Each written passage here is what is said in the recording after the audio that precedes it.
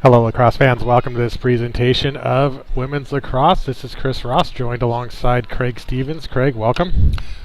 How you doing, Chris? Good. Beautiful day here in Tempe, Arizona.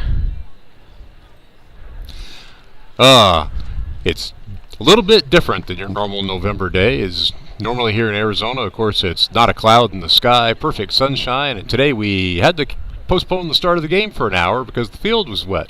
Yeah, it's been raining all week here in Phoenix, so glad we were able to still have the game and beautiful lacrosse weather at this point. We've got the big rivalry matchup here with U of A versus ASU, always a good one. This rivalry has been going on even before Arizona became a state. So you name it. Let's just put it bluntly. These two schools do not like each other for pretty much every circumstance. So it's always interesting to watch the rivalry between these two schools. Yeah, and these teams last met April last year. ASU got the win there, 16-6. And they've really been getting the best of U of A the past 3 or 4 years, but it's a new season, and U of A's got a really new roster, a lot of young players on it. We were talking to the coach ahead of time, so who knows what we might get this season. Well, U of A's had a substantial turnaround over the last couple of years, as they had some times where the program was struggling a bit, and I think they've really done a significant job turning that around, and are really being able to set the stage to make a mark this year, and when spring action begins. Yeah, we got a new head coach here, Shannon McQuaid, and Bridget Zimmerman over at the University of Arizona side. So for McQuaid, it's her second year coaching the team, but first year as head coach.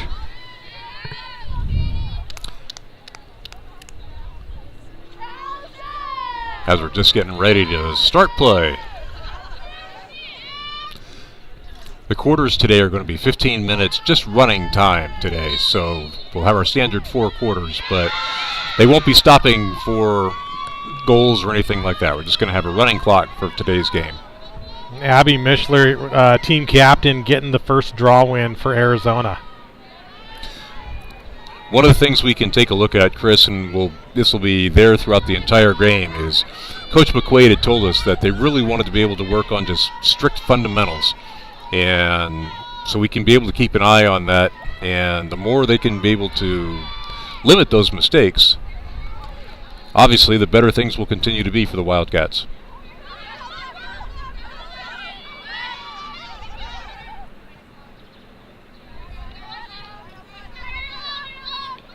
So far, Wildcats on a slow break here, just working it around the outside, bringing it inside, taking the first shot, and a goal for Arizona. Absolutely. So Arizona comes out and gets a 1-0 lead. They get the first possession of the game, go down and get a score. That's obviously a great way to be able to begin the game.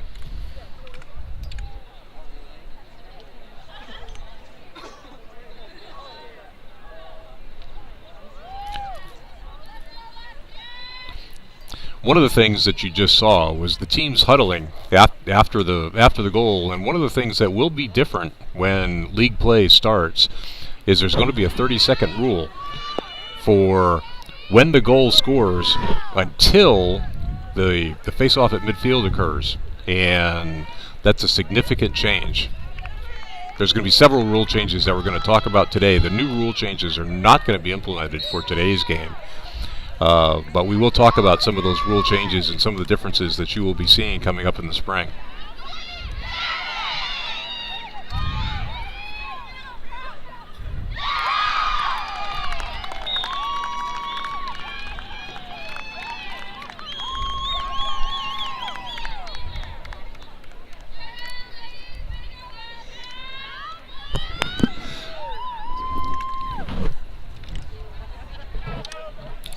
And Arizona just came down and notched their second goal of the game.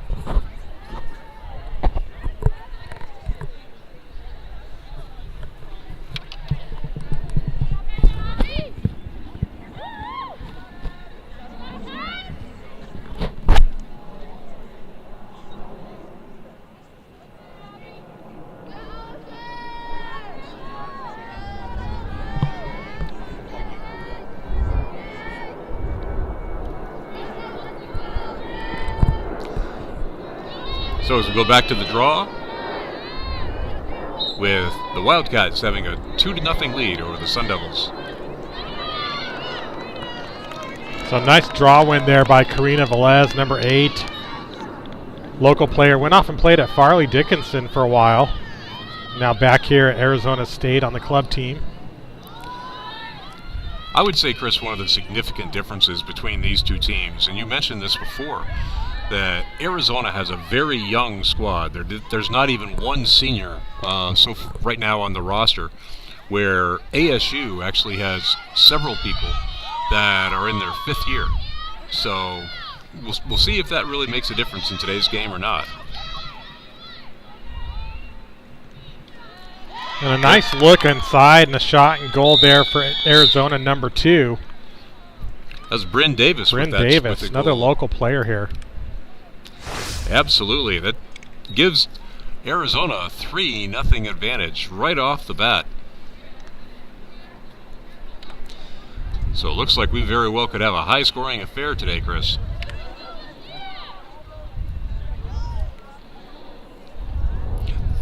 ASU really looking to be able to make their mark in the league. Is last year in the Western Conference tournament is ASU lost the semifinals by a goal in overtime to UCSD, and then in the 3rd place game lost by 2 goals to University of California at Santa Barbara. And they really want to be able to make amends, but they had a fantastic season that just didn't quite end the way they were looking for last year.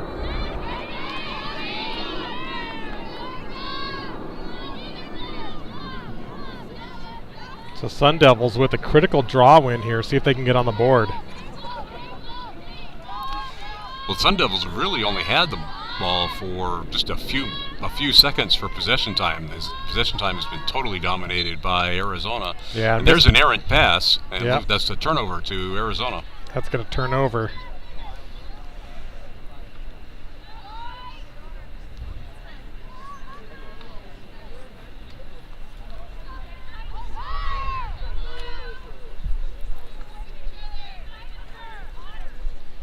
Nice clear out by Arizona up to midfield.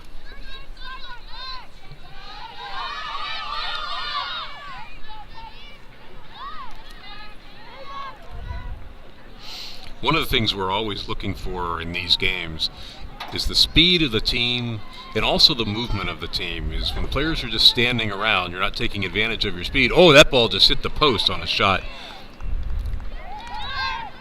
Yeah, big stop there by ASU. And a huge clear up to midfield. The Sun Devils swing the field and they get back to their attacking third.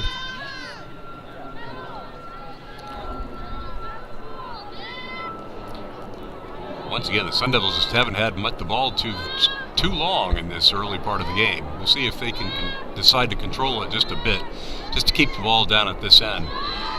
But I do think it's important for ASU to be able to get a goal and break this incredibly fast start that the Wildcats have had. Yeah, he saw a cut in front of the crease there, but wasn't able to get an open shot.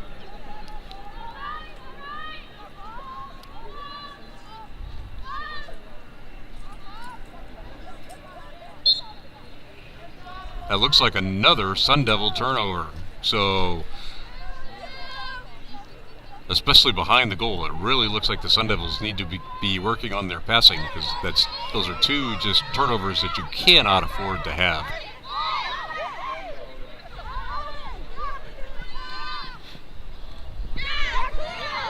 Oh, and a nice read there by Karina Velez. Had the knockdown, almost had the cause turnover, but Arizona able to recover.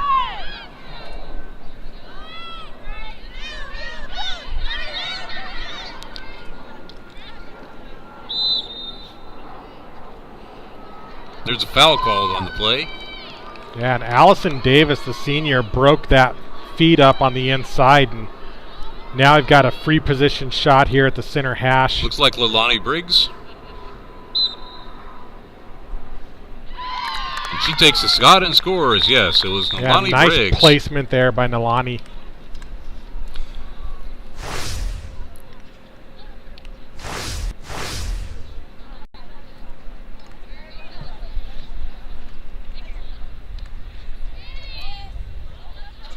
And I have to apologize to Leilani, is looking over their roster.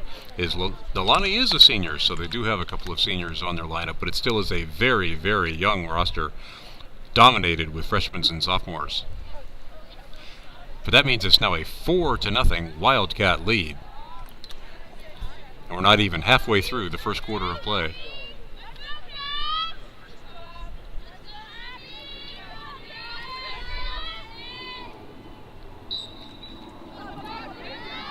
And once again, Arizona gets the face-off.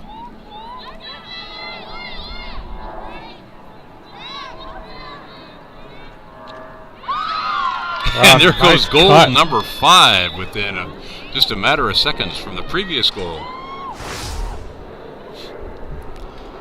Look at that, was number 1, Sophie Churchill, for the goal. Junior attacker and team captain. You can tell by the look at the Sun Devil goalie, it's like they're really looking to be able to figure this out. As I think they're a little shell-shocked. Wouldn't you say so, Chris?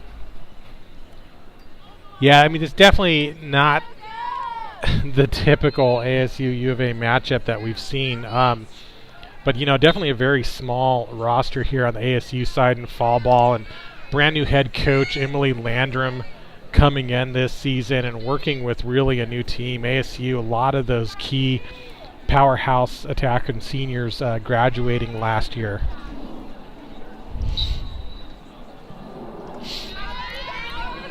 Well, I know the last game that you and I worked together back in Tucson, Chris, is ASU went out to a huge lead that game.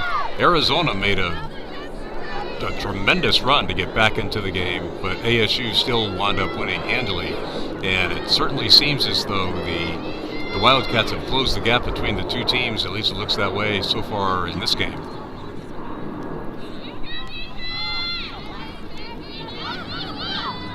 Sun Devils really need to be able to take advantage while the ball is down at this end and see if they can finally put one on the board.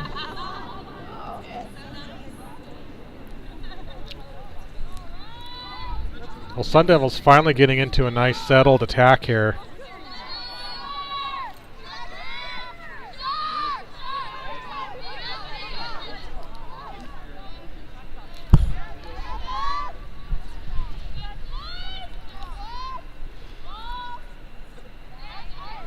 It does appear the Sun Devils have settled it down. They're not necessarily getting a lot of ball movement, which is great. They're not necessarily getting a lot of player movement at this particular point. And I think maybe it's just because they're a little bit shell-shocked and they do want to be able to hold possession of the ball for just a little while.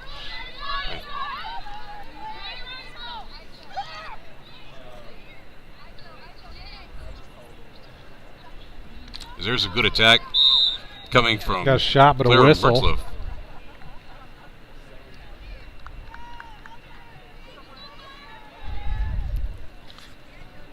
It looks like a penalty was called when she was cutting to the net. So it looks like Claire will be having a shot coming up.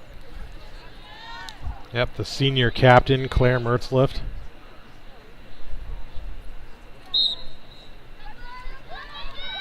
Comes in, takes a shot, and that breaks the scoreless streak for the Sun Devils.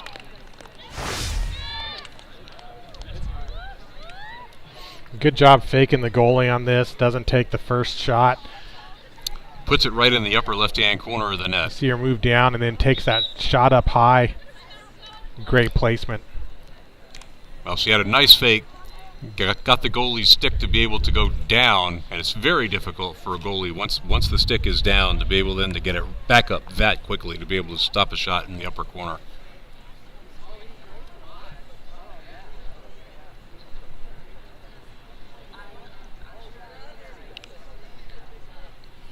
I don't think we're at time yet, so it might be a timeout called on the field here, Craig. That's what I was thinking. I didn't see the timeout called and for which team, but it certainly appears as though that they've called a timeout. With roughly about 4 minutes to go here in the first quarter.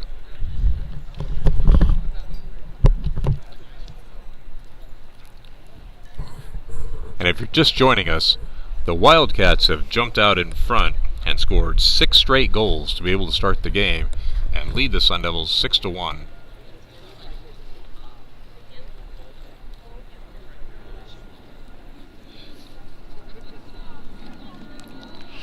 Again, today's going to be a running clock, and if you take a look at our screen, the clock is still running. We will try to be able to readjust it, but they are 15-minute running quarters for today's game. And again, one of the things that we will be discussing during the game today is you're going to find a number of some minor and some rather substantial rule changes that'll be taking place. One of the rule changes which will be different is they're going to be providing green cards to players pretty much for every violation. So it won't just be for dangerous violations, anything else. So you'll be noticing many more stoppages in plays. They're trying to be able to make the game safer. Because obviously, for those of you who are aware of lacrosse, there is the substantial difference between the men's teams and the women's teams. The men's teams are obviously out in pads, and there is substantial checking that occurs, and that is not a part of the women's game. The women's game is much more built on speed, accuracy, and fundamentals.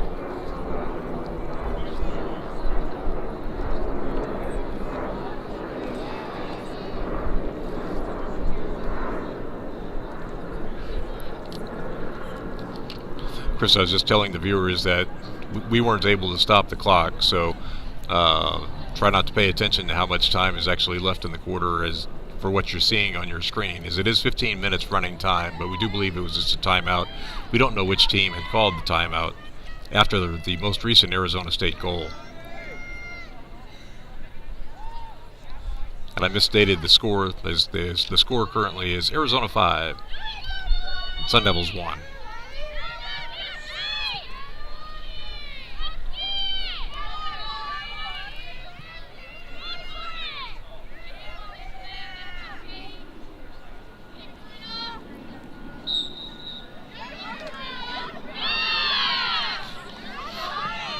Nice battle for the draw here. This one picked up by Nalani Briggs.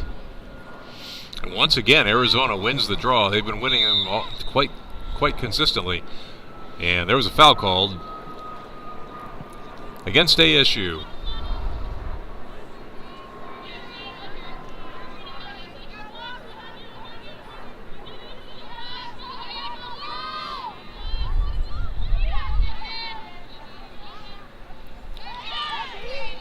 Nice steal taking place there. They're looking to get it up the field quickly. Yeah, good heads-up play and turnover there for Sun Devils. But now they've lost the ball. See who gets possession on this 50-50. Claire Mertzliff coming up with this one.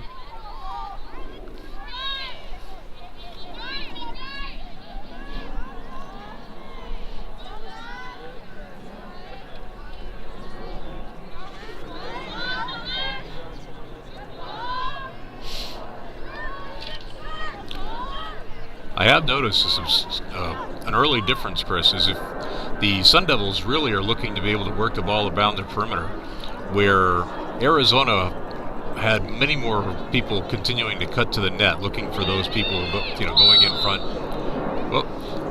And a foul was called. Yeah. Tegan McGovern, number 47, hits the deck there.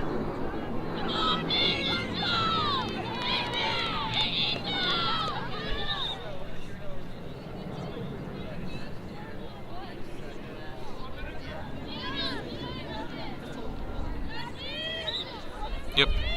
Tegan looks like she'll be starting to play for the Wildcats, and they bring it up the far sideline.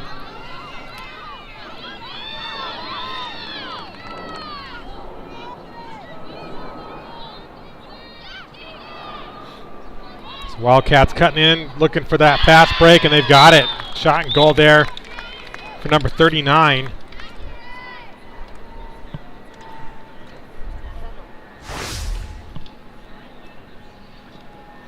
Yeah, unfortunately, Chris, it doesn't look like we have number 39 on our roster. I don't see that number on the roster.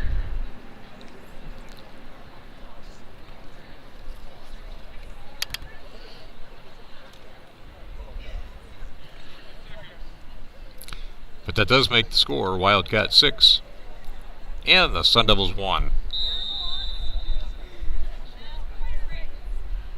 Okay, and I think now we are at the official end of the first quarter. And at that, the score is, as we just said, is the Arizona Wildcats 6 and the Arizona State Sun Devils 1.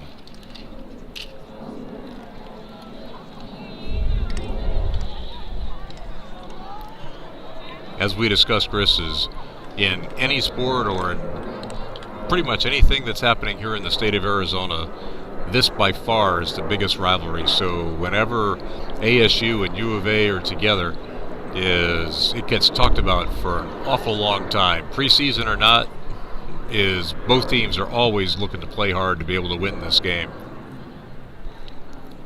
Yeah, and I think it's been great in that we've got 3 of the Division I Western Women's Lacrosse League teams here in the state. We've also got Grand Canyon University that's also been really stepping up their game the past couple seasons, and they've earned themselves a couple trips to the Nationals as well. So really getting some competitive club ball here. Absolutely. And the Women's Lacrosse League, the Western Women's Lacrosse League, has expanded now to 31 teams. Would you like to be able to talk about that, Chris, and what you think the impacts of that may be? Yeah, it's to be honest, I haven't completely followed it, but I know there's been some restructuring in the Western Women's Lacrosse League. They've got just one conference now for Division I, the Premier Conference, and it looks like there's been some changes. Notably, don't see UCLA in that Division I anymore, and of course they've been one of the most dominant teams in the Western Women's Lacrosse League for the past couple of seasons, even getting that national championship a couple of seasons ago. So definitely a lot of change on the horizon here for the WWLL. But again, it's always been great that Arizona's been such a big part of that, and we've hosted the championship games here, I believe 3 times in the last 4 or 5 years have been hosted here in Arizona. So it's been great just to see that, and hopefully continuing to see the sport grow here in the state. And I think this is one of the ways to do it, because this is really makes the sport accessible. The nice thing about these club teams is any player that wants can sign up and can play, and I think that's a key difference for the club teams. Well, and there is some really good lacrosse that is played in this league. If you take a look at last year, for example, is UCLA lost in overtime to Boston College for the Club Lacrosse Championship nationally. So there is some really good lacrosse that's played within this league. And you can obviously see that from the 2 teams today.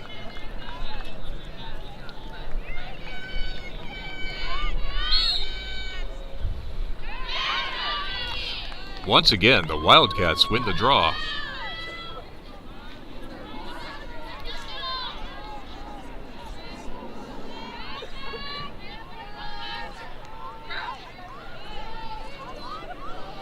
You got the freshman Katie Wentling in the cage here, number 2 for the Sun Devils.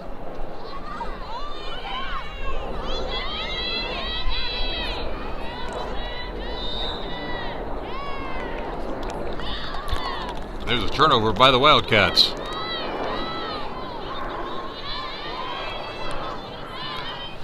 So Allison Davis working down that sideline.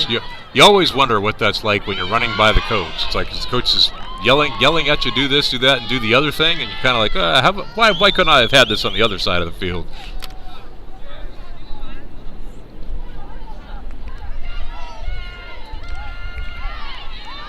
Ball checked out, coming inside, and a nice save there by Katie Wentling.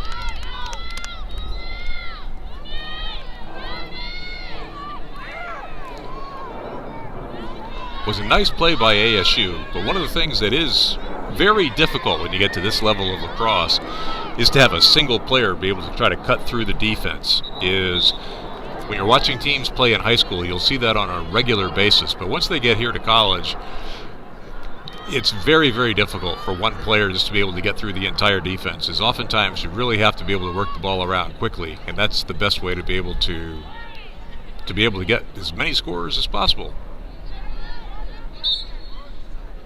Got a push out of bounds there, so going to stay with the Wildcats. Once again, the Wildcats have a big lead, but their time of possession with the ball is extreme. Is they've had the ball a long, long time, much further or much more than the Sun Devils have had.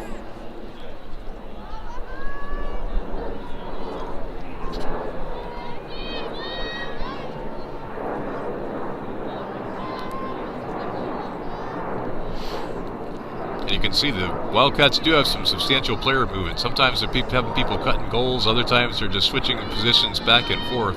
That makes it much more difficult to be able to defend. Yeah, see trying to drive inside there. Loses the cradle, but able to keep possession.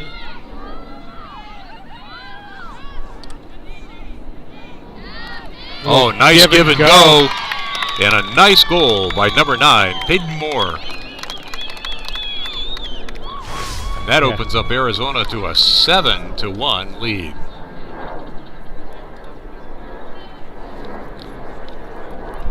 I know one of the things that Coach McQuaid talked about was working on the fundamentals at both ends. And so far, I would say that her team has done a pretty darn good job at that. Yeah, that was beautiful execution on that. And great goal there by Peyton Moore. One of the players that Coach McQuaid said she was really keeping an eye on in this game and looking for her to step up, and I think she just did it. Absolutely. Is with their young squad, she's definitely taking a look at how we can get a few players to really become more, not just better players, but better leaders on the team. Is with such a young squad, that is going to be incredibly important.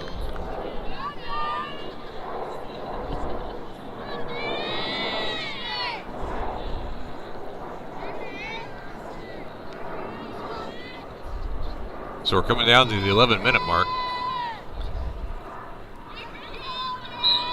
with Arizona holding a substantial lead.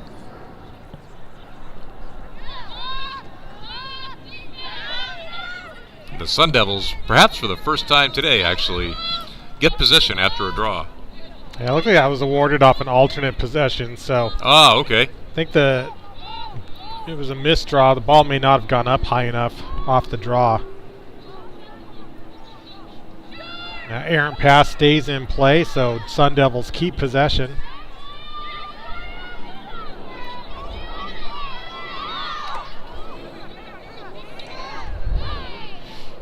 You're definitely starting to see more movement around the Sun Devils, but they do turn it over. Yeah. And you saw there the Arizona player looking to kick the ball, and in case you're wondering, that is allowed. That's Kate Rosvaneski.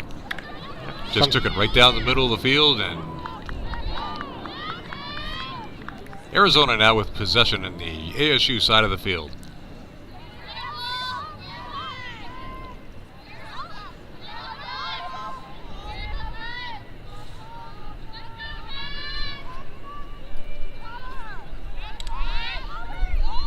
And Chris, we just had something happen that hasn't happened here all week long, as the sun's come out, at least for a few moments.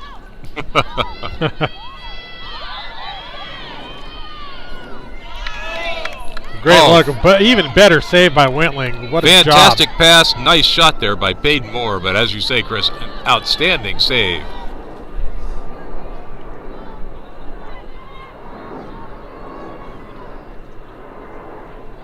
Yeah, just great reaction there from the freshman goalie.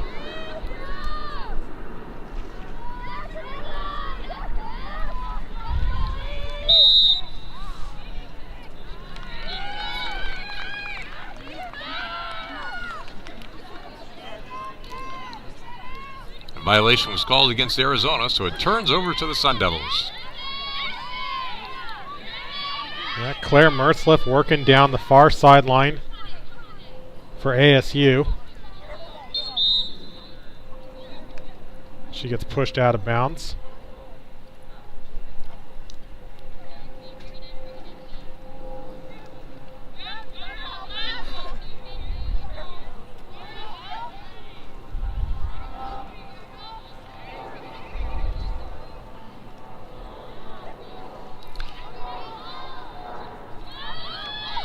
It's actually been a clean game. Sometimes these rivalry games can get a little bit touchy, but the referees really haven't had to make any calls whatsoever.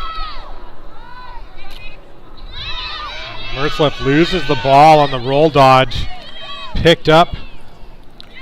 Another Sun Devil turnover leading to a fast break for Arizona. They've scored several times in this sort of situation.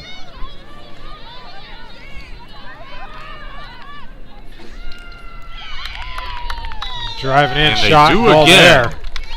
It's number 46.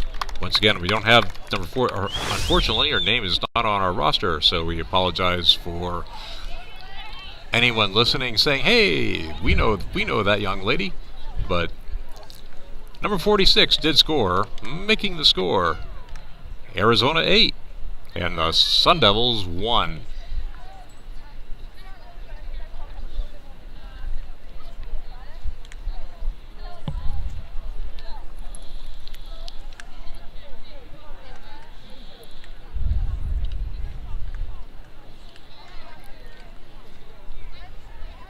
I wonder if they're already kind of getting used to the new rule changes, even though they're not calling it today, Chris, as you do notice that the draws are taking place much more quickly after a goal than what we've ever seen in the past.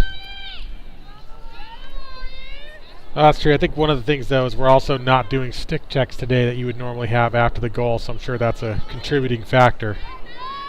Ah, excellent point.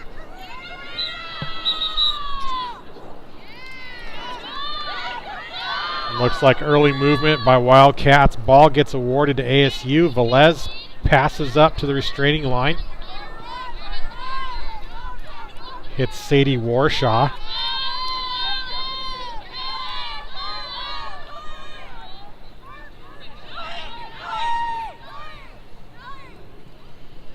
I think the Sun Devils are somewhat shell-shocked and just making sure that they continue to gain possession. But once again, they turn it over. One of several turnovers this half for the Sun Devils. Yeah, taken right back by Velez.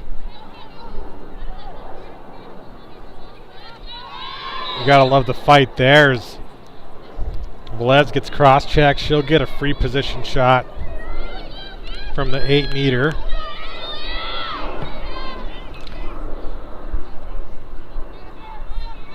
That first inside hash. Les shoots, saved. Nice save by the Arizona goalie.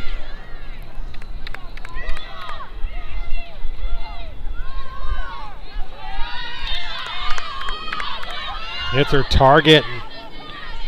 In transition go the Wildcats.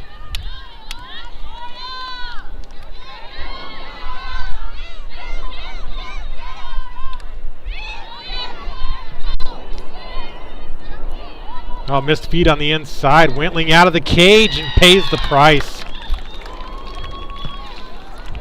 Wildcats once again on kind of a delayed fast break. Score quickly.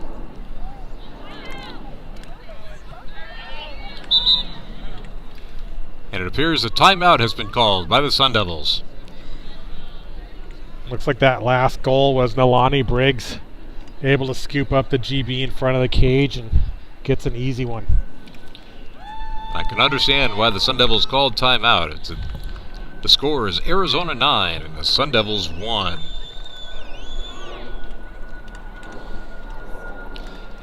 As I know the Sun Devil coach before the game, the new coach, Emily Landrum, and she said that they really wanted to be able to work on togetherness and get belief in themselves.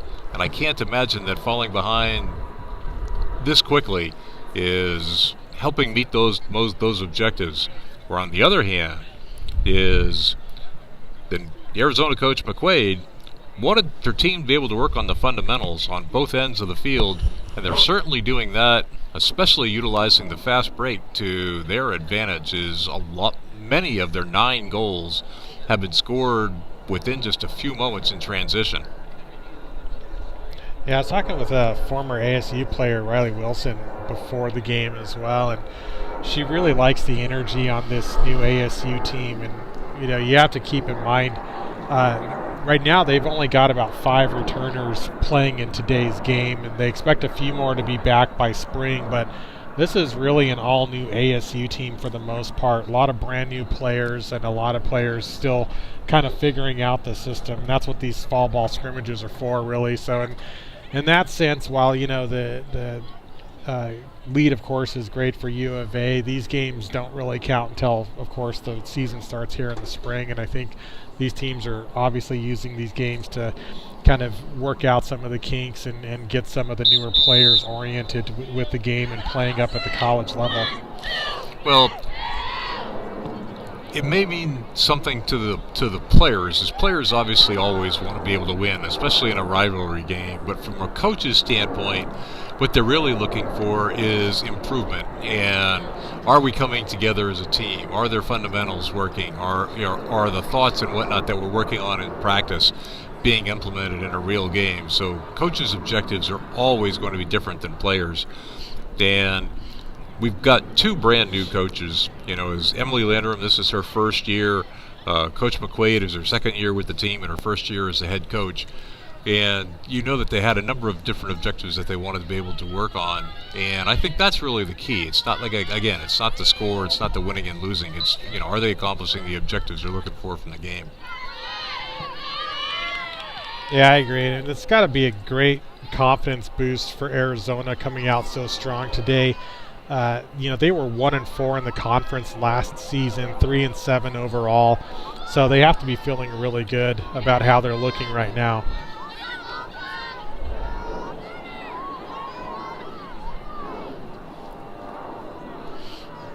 Arizona's program really hasn't had the winning record for the last few years. They're definitely looking to turn that around, and that's a way to be able to start it. Bryn Davis puts in another goal, and that makes the score 10-1. Yeah, great shot by Davis here. Watched her throughout her high school career at Pinnacle, and great attacker and showing off the skills there.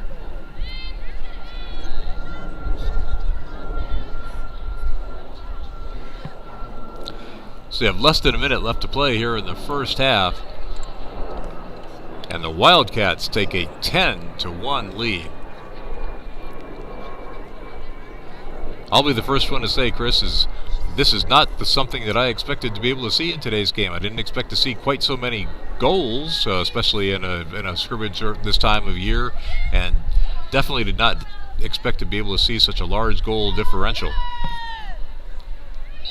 Well, still another half of lacrosse to play here, and anything can happen. Let's see how the rest of the game plays out. Absolutely. We have both seen double-digit leads evaporate very quickly. That pass sails, and we've got pick up by Bryn Davis.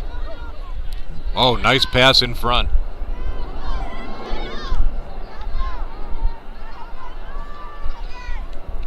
Wasn't able to get a shot out, but from a standpoint of working on the fundamentals, Arizona's passes have really been crisp and on target today. There's been very few turnovers, and their time of possession is just dominant.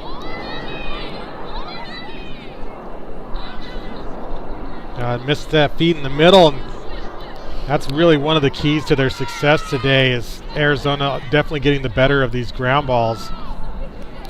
Well, they missed the cutter going to the net, but then Kate Rosanowski just cut right in behind and was able to pick it up and save that possession for Arizona. They get it back to Churchill, who resets things, and over to Davis, working behind goal line extended.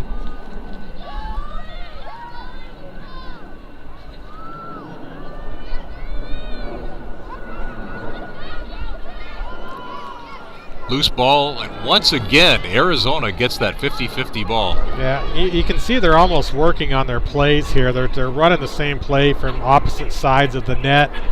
and they're trying it again. They're really trying to perfect this feed and pass inside in front of the cage.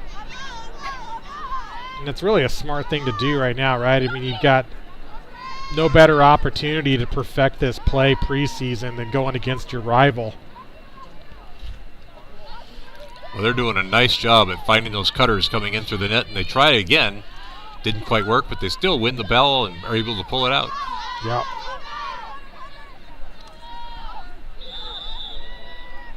Got a whistle on the field.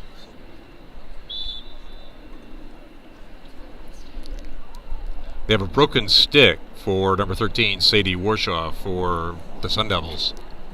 Definitely happens sometimes. And obviously for safety, they have to stop the game anytime that happens and send the player with the stick off field.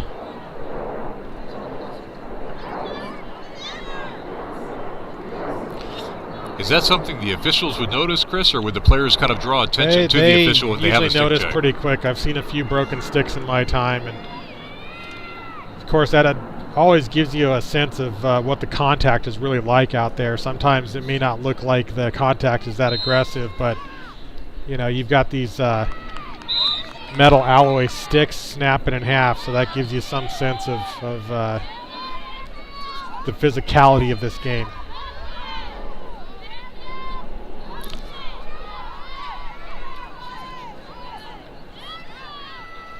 Nice dodge and a shot there by Sophie Churchill, getting another one on the board for the Wildcats. That makes the score 11-1, Arizona.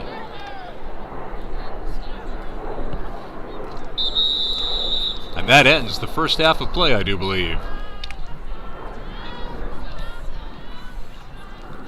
All right, it's been some exciting fall ball here, Craig. We'll take a little bit of a break, and we'll come back and see you on the other side.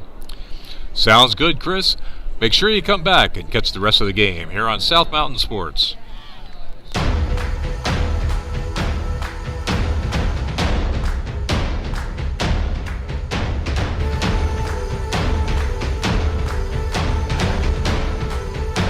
Sports fans, we cheer on our favorite teams at fields, gyms, arenas, and stadiums. But have you ever wondered what it's like to be a referee?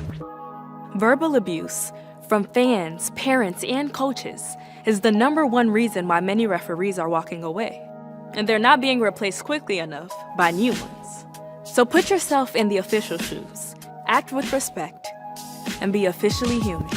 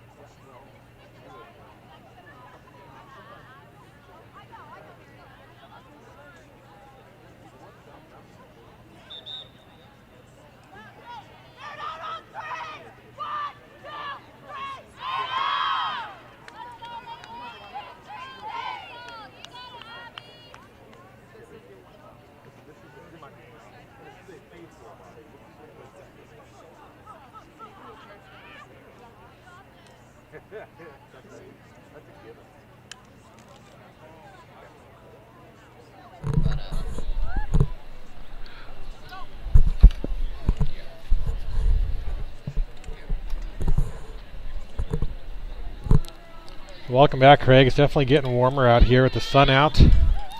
Absolutely. We're actually going to have a muggy day, which never happens here in Arizona. But I still think that, especially with the temperature, it's not going to have any impact on the game whatsoever. That is something which is also different for Arizona, is oftentimes with the heat, especially when it gets later in the season and when we get into tournament play, you do have to have a deep team. Because when it gets over 100 degrees and the sun is out, especially when you're playing on these artificial surfaces, which we do have at a couple of our Arizona schools, here at ASU, they have that as well as at Grand Canyon. Definitely can get warm, but we look for the second half draw to begin play. And Arizona dominated those draws in the first half, and they're starting the same way in the second half. We got three officials here for today's game: Lorraine Peasy, Tim Guerrero, and Ref Shannon.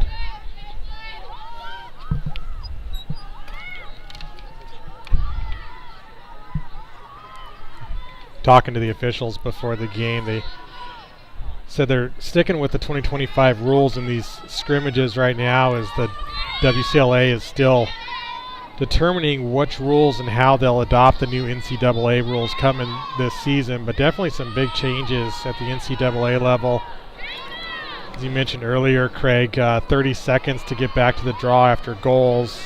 They don't do draws between periods. They just don't keep possession with the team that has it. And what the I number understand, of yes, green what cards. I understand, Chris, I think in that 30-second rule, it's from the time that they announce the goal, is even when they're doing stick check and so forth, is that'll be included in the 30 seconds. So the gathering around the net, which we commonly see on after goals scored for both teams, will be something that will be lessened without a doubt in the upcoming season. Yeah, it's from the time they signal the goal. They've got 30 seconds to be back to the circle, otherwise the ball gets awarded to the other team, assuming the other team's back at the circle. If neither team makes it back, then it goes to alternate possession. A couple turnovers here. ASU had gotten the ball back down there inside the CSA, and now I've got a green card here going against 44, Naomi Rosen. So she'll head out for 1 minute on the green card. Possession staying with the Sun Devils. That's actually another significant rule change, Chris, that maybe at a later point in time we can talk about, is the new green card rules that will be going into effect next season.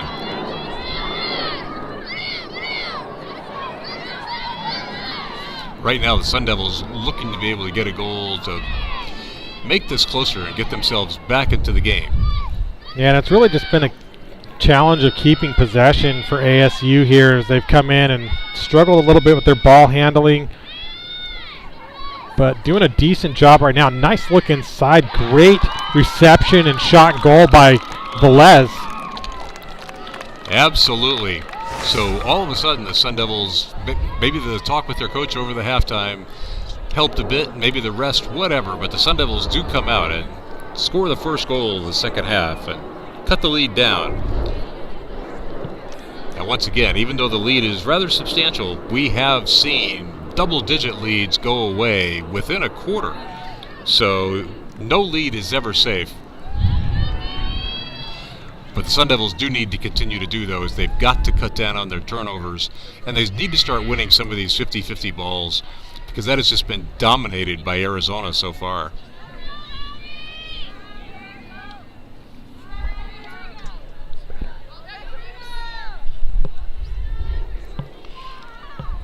Here's another part that Arizona's been dominating, is they've been winning the vast majority of the draws. Yeah, I think that's really been the story of the game so far. You win the draws and you win the GBs, and things tend to go your way. Looks like a false start called on the Sun Devils. Early movement there and possession to the Wildcats.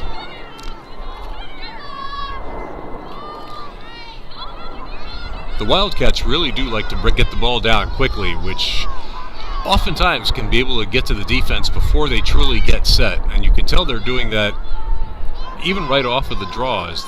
They've done incredibly well on fast breaks today.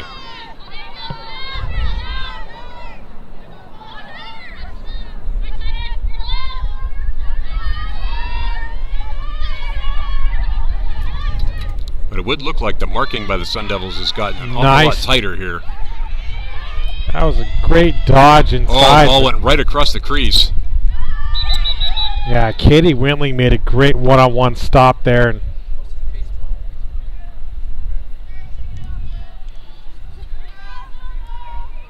I'm not sure about what the referee is calling.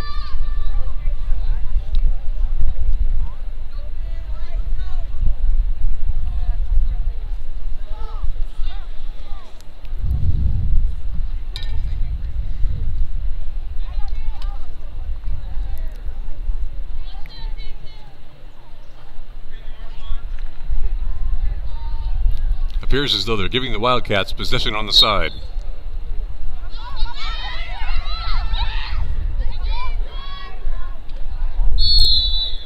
Oh my goodness, as Sophie Churchill just got hit in the head and a foul was called.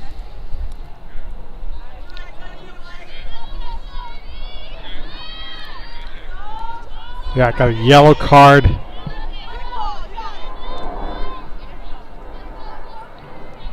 So check to the head. Sadie Warshaw going to head out for 2 minutes on the yellow. This will be a releasable yellow, so if Wildcats get a goal, we'll be back to even strength for both teams. Sadie's one of the team captains that coach really expects her to be able to step up this season. The big play here, interception. That ball got picked off by Zoe Farabend.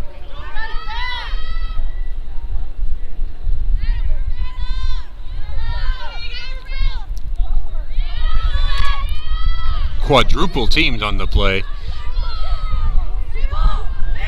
But the Sun Devils do recover the ball, but then lose it once again. And that's yet another Sun Devil turnover. And actually, a key thing going on here, Craig, I was just informed that was the second yellow for Sadie Warshaw, which means she won't be able to enter the game or re-enter the game. And ASU is already working with a very slim roster today, so that's going to impact their ability to sub out for the rest of this game. Oh, goodness. Losing their team captain. We'll just have to have one of the other players step up and take that spot and take the leadership role.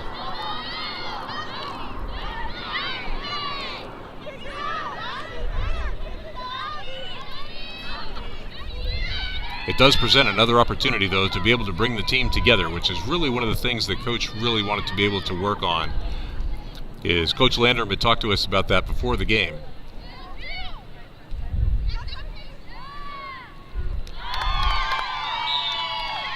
And there was a shot and a goal by number 49 for the University of Arizona.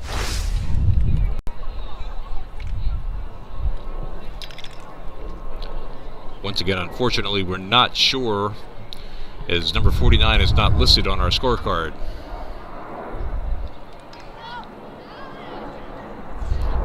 One thing is for certain, though, the goal does count, and that makes the score 12-2 Wildcats. So they've already answered the one goal in the second half by the Sun Devils and have reestablished their double-digit lead.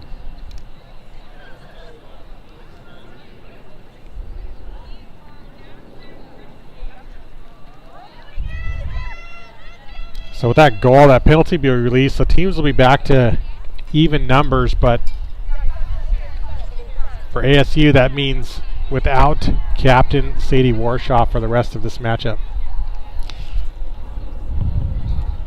At this point, that doesn't leave many Sun Devils on the bench. The coach had told us prior to the game is they're fully expecting several additions to the Sun Devil roster by the time the season really does start. And of course, always challenging going into Thanksgiving weekend with one of these fall ball scrimmages. A lot of players back home for the week.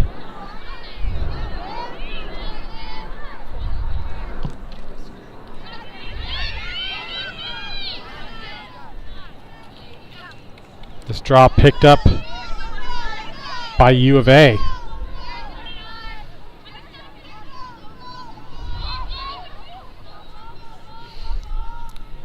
You talk about Thanksgiving is wonderfully for the Ross family. You've got people back home, Chris, so congratulations to you and your family over Thanksgiving. Yeah, thanks, Craig. Always nice to be home for that and have the family back and getting to spend a little bit of time out here. Great weather here in Arizona. As I will be the first one to say, your family has been absolutely wonderful for me in learning this game of lacrosse.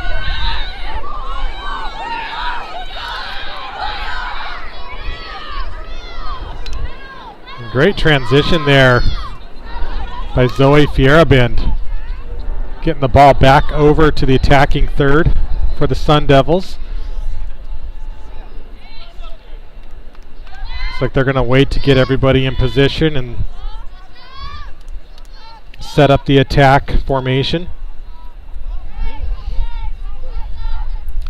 Once again, it looks like the Sun Devils really just want to be able to take some time of possession. It's because Arizona has totally dominated the ball.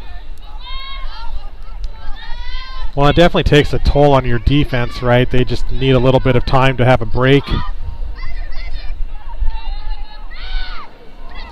Claire Mertzleff coming in, looking for the shot, losing the ball. Still got the battle going on here. And she's able to recover and keep possession. That's one of the few 50-50 balls that the Sun Devils have been able to pick up this afternoon, or this morning.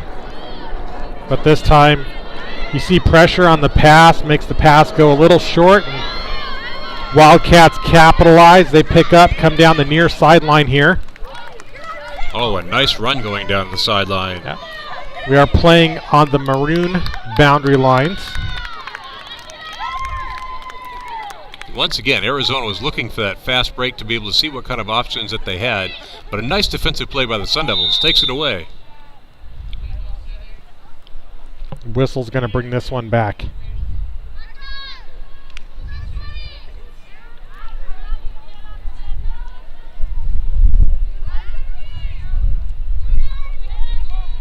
So the ball goes back to the Wildcats.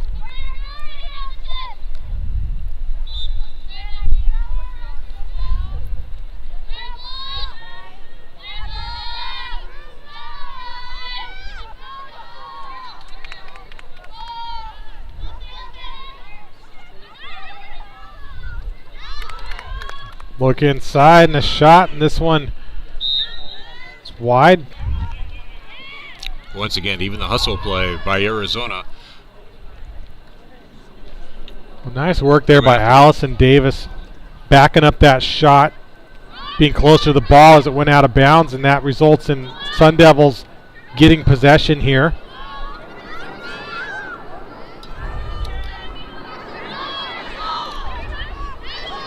Wildcats are doing strong checking there at midfield, forcing the ball backwards.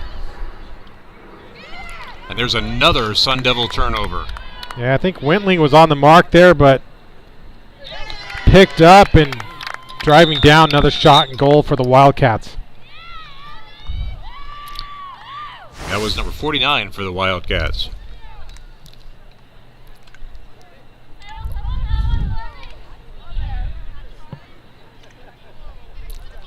That opens up the lead to 11 goals. It's 13-2. Arizona.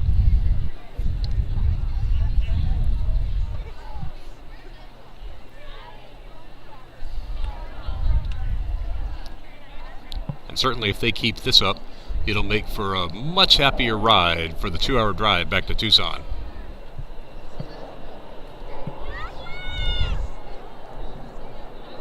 Yeah, definitely. I think a number of the U of A players carpooled up together here.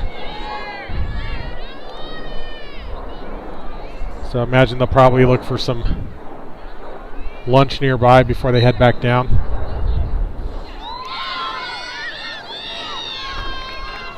The Wildcats win yet another draw. I mean, that really has been the story of the game.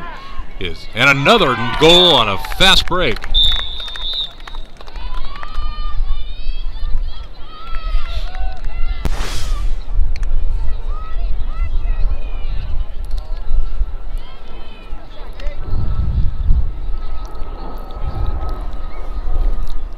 You can tell just by looking at Katie Wentling from the ASU goalie that she's just frustrated with all the balls that just get in front of her right within 10 seconds off the draw. The ball is right in front and in the net. Well, I mean, that's definitely a tough position for a goalie to be in. You know, they're the last defense, right? So at that point, that means that, you know, every other defender has been unable to stop the attack.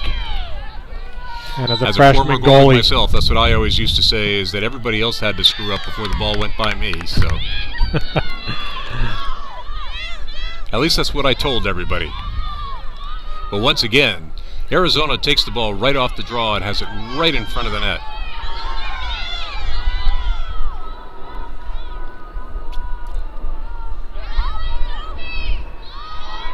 Well, you definitely have to give some credit here to the Wildcats. I've been covering this team for about 4 or 5 years now, and this is definitely the most confidence I've seen this team play with, Craig. I would absolutely agree with you, Chris. They're not just playing with confidence. They're working on the fundamentals. They're not turning the ball over. They're hustling and winning those 50-50 balls. And those are the primary reasons that they're ahead, is they're taking their fast breaks, they're scoring off of fast breaks, they're winning 50-50 balls, they're winning draws, and if you do that, you're going to win an awful lot of lacrosse matches. We have another timeout on the field, and again, the score is Arizona 14. I believe that's the change to the fourth quarter, it looks like. So it is the fourth quarter of play, and once again, the score is Arizona 14 and the Sun Devils 2. We have seen Arizona in the past, Chris, have great runs where they might get, say, 5 or 6 goals at a time, but it really hasn't been a complete game. This has been one of the times where This game has just been a complete game from start to finish. They've been very dominant. Well, it'd definitely be great going into the season here to have 3 competitive teams here in the Western Women's Lacrosse League. As I mentioned earlier, ASU and Grand Canyon have both been getting tickets to the Nationals the last couple of years, and U of A, of course, has been looking for that opportunity. And it'd be interesting to see this season if this season can change that dynamic a little bit, with U of A coming in with a young roster and seemingly playing very well here in preseason. Well, it's great that you mentioned that, because both ASU and Grand Canyon have had some substantial moments in the last few years in lacrosse. Grand Canyon, I believe, had knocked off their former national champion one time in a tournament and had really started to make a name for themselves, had done well in the Women's Lacrosse League, the Western Women's Lacrosse League championships last year. And yes, if all 3 Arizona teams can be involved, I'm sure that'll just be fabulous for the state of Arizona. As we see lacrosse growing in leaps and bounds here at the high school level, and we want to be able to keep those players here in the state.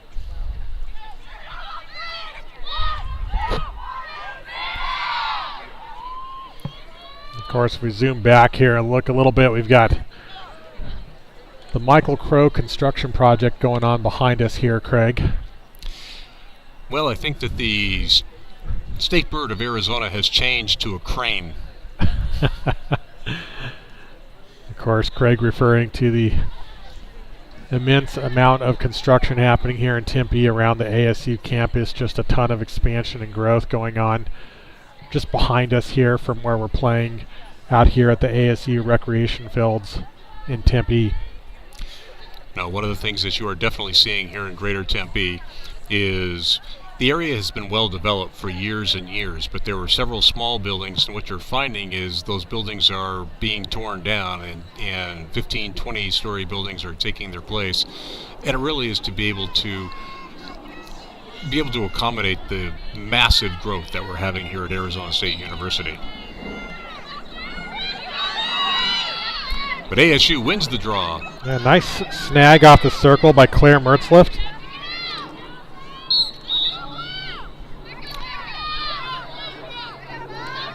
And this time on a 50-50 ball, the Sun Devils actually do get control.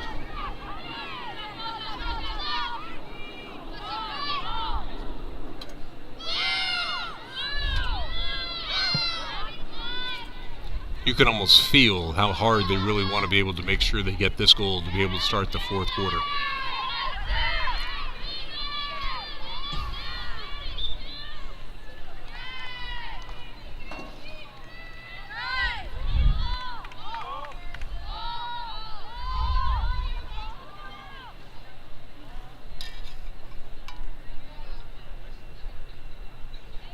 So it looks like that ball went out of bounds. We're going to have to get another ball here. I believe it was a turnover for the Sun Devils, Chris. An errant pass. And yes, it is the U of A possession. Yep, that ball had gone past the chain link fence you see out there behind the goal cage.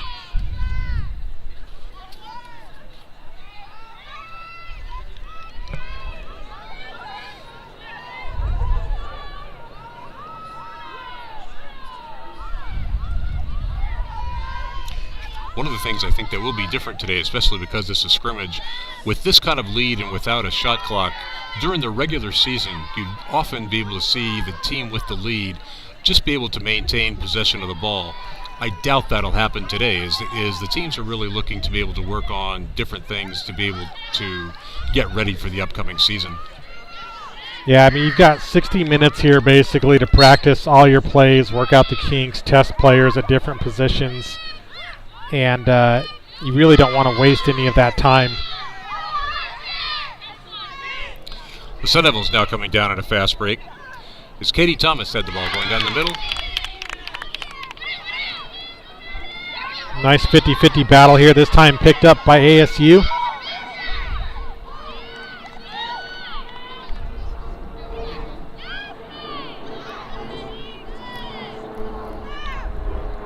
The Wildcats, though, do a nice job of finding their player and keeping the ball away from the net.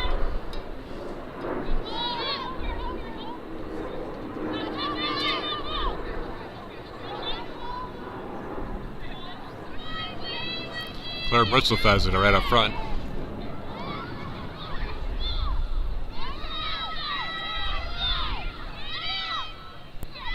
This ball checked out, picked up by Rosen. One of the things the Wildcats are definitely doing is they're not just single covering a player. As you'll notice that they're constantly double teaming, which is causing just a tremendous amount of difficulty for the Sun Devils. A little hole right up the middle, another shot and goal.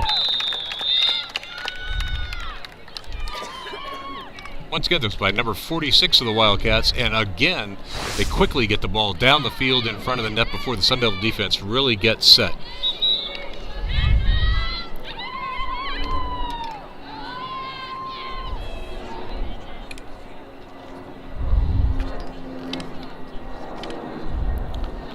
It does appear the Sun Devils have called a timeout.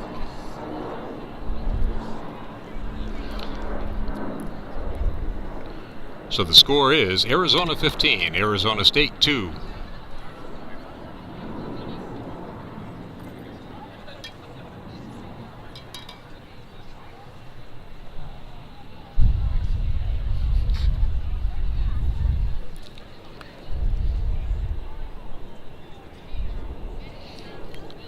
This would be an interesting conversation to be able to listen to on both benches, wouldn't you say, Chris?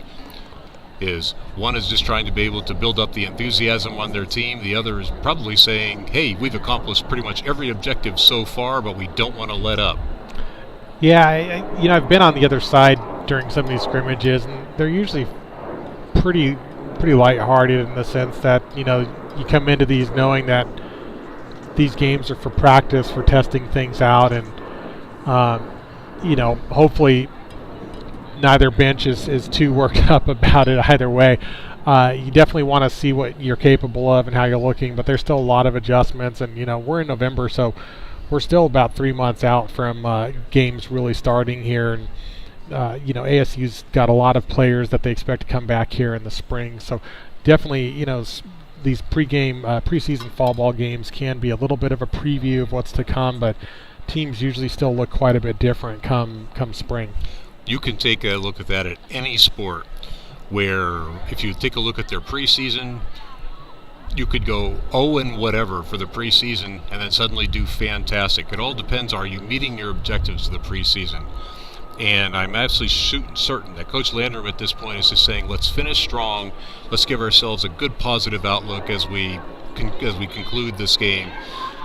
Once again, it's not how many goals that somebody wins or loses by, but it's how you played. And if she can be able to get her team to be able to play more to their potential in the last few minutes of the game, that's exactly what the coach is looking for, because it's what thoughts are you putting into your player's head as they go into Thanksgiving and go into the springtime.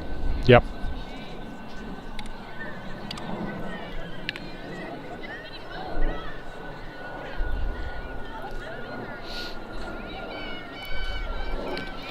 I would be certain, though, one of the things that they definitely talked about would be effort, because 50-50 balls, really, that's really what it comes down to is effort. And I think if that can happen and they can be able to continue to show, which they have done, especially here in the second half, if you just take a look at the second half score, it's been very tight in the second half. So the Sun Devils need to be given substantial credit for that. Yeah, Arizona has just played well the entire game. Abby Mishler on the draw here for U of A, and she's able to get it out to Rosen on the circle.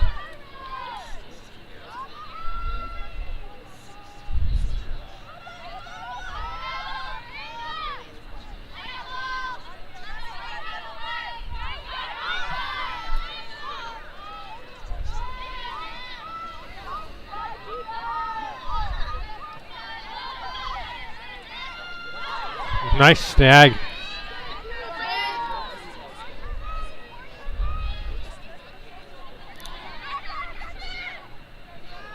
You can see the Wildcats almost taking turns from the far side, sending cutters to the net.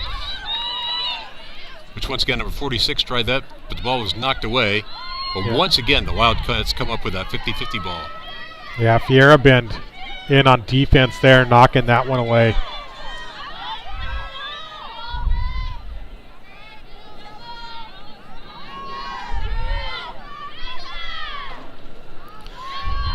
But it's obvious the Wildcats are working on a play where they constantly are on the near side of the field, working between two players, and then they're setting regular cutters coming across. As they do right there, but a nice save by the Sun Devil goalie. So Katie Whitling, who's just faced an onslaught today of shot after shot, makes the save there. She's out of the cage looking to clear. Nice long pass, but it's picked off by Peyton Moore, who takes it down the near sideline. Broken up. Fiera Bend again. She's been in on a lot of plays here and made some great defensive stops for ASU. But then, as we've been saying all day, Peyton Moore picked up that 50-50 ball and keeps possession with Arizona.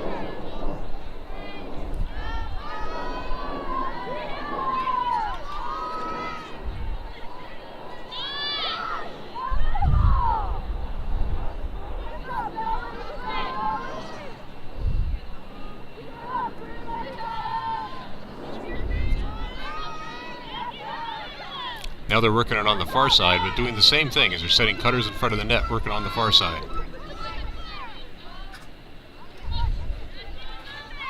Swings it back out to Davis. Now working from X, coming around. Had the look inside. Nice defense there by the Sun Devils. Yeah, Velez gets in there and breaks it up. There's a whistle this time. And it looks like a card is going to be given. Yes, a yellow card is coming out. And it looks like that's against Sophie Churchill.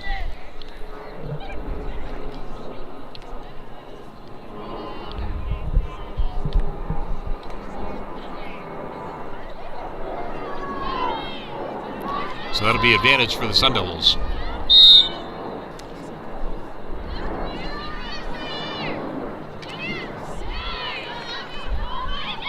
Ball down, picked up by the Wildcats, but pressured out before she could get a shooting lane. Timeout, Wildcats. Well, the Wildcats, when they come back, will be down a player for at least a few more seconds, but they do have possession of the ball. Yeah, this actually, again, in a preseason game, this gives you something to be able to work on. Is how can you be able to maintain possession of the ball while you're down a player, which during the regular season is unbelievably important to be able to kill off penalty time. That's definitely a scenario these teams practice, and you're absolutely right, Greg. Get a chance to practice that here in the scrimmage against your rival. Last couple minutes of a game in a player down situation, and they do change up the strategy, right, to try to possess the ball and run out the penalty. And oftentimes that just comes down to fundamentals, passing, catching, cradling. Well, Chris, while we have a timeout, why don't you mention some of the rule differences that are coming up, especially, say, like the green card rule, which will be changing this year. Yeah, potentially. Again, WCLA still has to vote on how and which rules they'll adopt from the NCAA. We've already shared the 30 seconds to get back to the draw circle after a goal. The team that has possession at the end of any period will keep possession going in the next period. There won't be a draw. Another interesting thing going on in the NCAA is the 8 meters now are only done from one of the first inside hashes. So either from the center hash you go left or right one, and all fouls inside the CSA for that result in an 8-meter shot happen from just one of those two hashes, or second inside hash. And talking with my daughter, the midfielder, she says it's great for attackers and it sucks for defense. So that's an interesting rule. I have to watch your daughter, Chris, because one of these days she is so much better than I am at this position. She's going to take my job. So what can I tell you?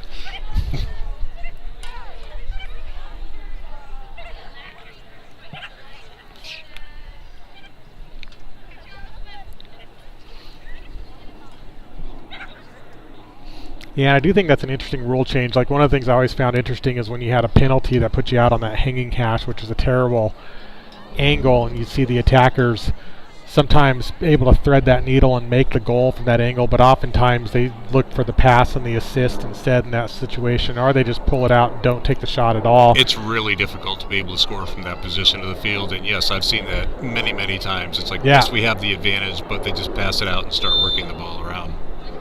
So, of course, with that rule change, you end up taking that element out of the game. Well, as we say, the Wildcats are down a player, but it is on their side of the field.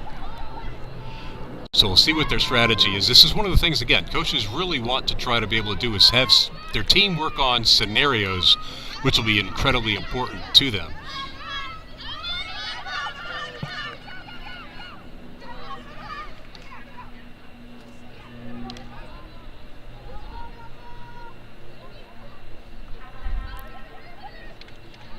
One thing that has become apparent during this game, though, Chris, and I was curious on your thoughts, is there is a size advantage for the Wildcat team over the Sun Devils. If you notice, you can even see where the ball is now. Oftentimes, the Arizona players are several inches taller.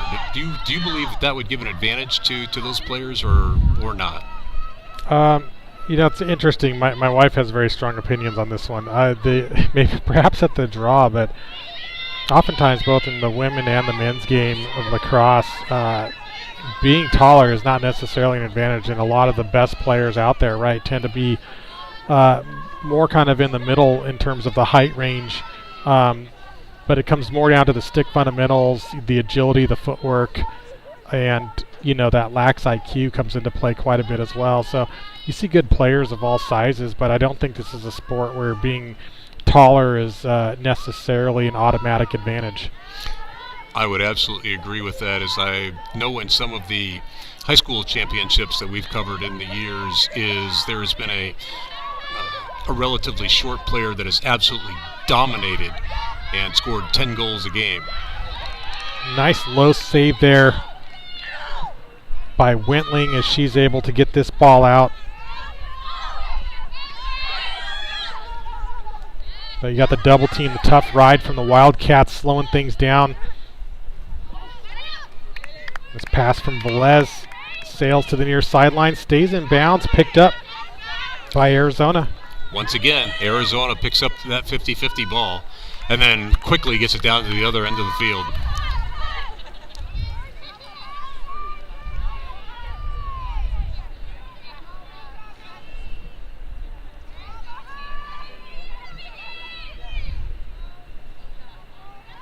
As they work it from the X position back out front.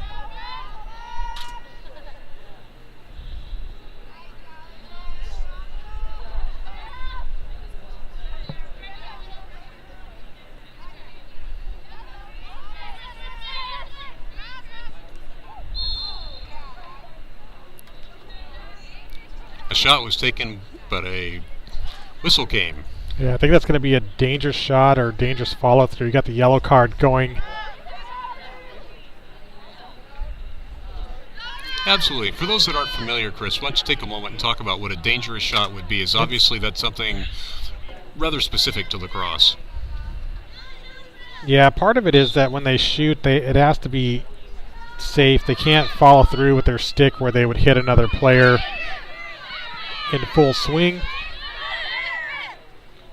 And, of course, a lot of times you get shooting space called if there's players in the lane that are not marked up. But there's also a responsibility on the attacker side to make sure they're taking a safe shot, especially in the women's game where they're not wearing the same pads and gear that they wear in the men's game. Absolutely. As men's or women's, that ball is coming at you at a rapid rate. And the last thing anybody wants to do is take one off the shoulder or the head, whatever, for one of those shots.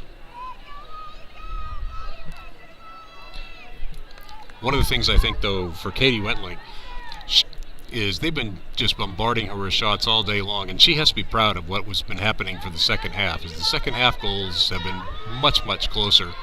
And again, that would build confidence for a team that's behind in a game like today. as the Sun Devils finally take a fast break for themselves. Yeah, Allison Davis coming up with a nice GB there, gets it across to the attack side. She gets fouled over on the other end of the field, and that'll set her up with a free possession restart here.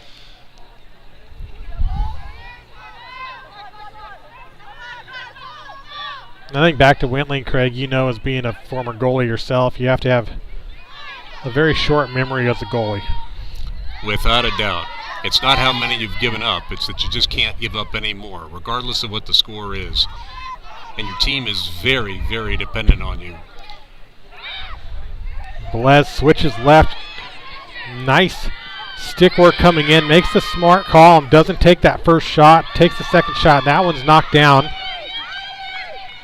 Save and a clear out here from 21, Abby Fink. Another fast break coming for Arizona. One of the things Arizona has done incredibly well is they double team the ball once it gets close to the net, making it very hard for the Sun Devils to get off a good shot. There's a ball right in front and a score by number 13, Alani Briggs.